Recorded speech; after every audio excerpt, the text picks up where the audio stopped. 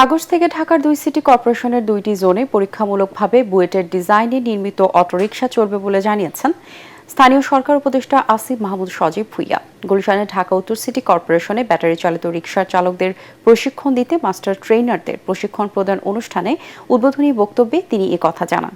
গণ অভ্যুত্থানে রিকশা চালকদের ভূমিকা উল্লেখ করে উপদেষ্টা বলেন, তাদেরকে সমাজের মূল ধারায় ফেরাতে এবং রাজধানীর শৃঙ্খলা রক্ষায় সরকারের উদ্যোগ নিয়েছে।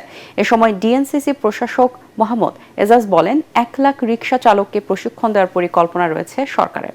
আমরা প্রাথমিকভাবে 2টা সিটি কর্পোরেশনের 2টা অঞ্চলকে রেগুলেশনসের মধ্যে নিয়ে আসবে এবং ওই 2টা জোনে আমরা নির্দিষ্ট সংখ্যক ওইটা অ্যাসেসমেন্ট করবে আমাদের 2 সিটি কর্পোরেশন নির্দিষ্ট সংখ্যক অটোরিকশার মাধ্যমে শুরু করব এবং এটা কখনোই আনলিমিটেড হবে না। এখন যে তথাকথিত অবৈধ বলে তাদের উপর বিভিন্নভাবে নিপীড়ন করা হয়, ঘুষ চাওয়া হয় কিংবা মাঝে মধ্যে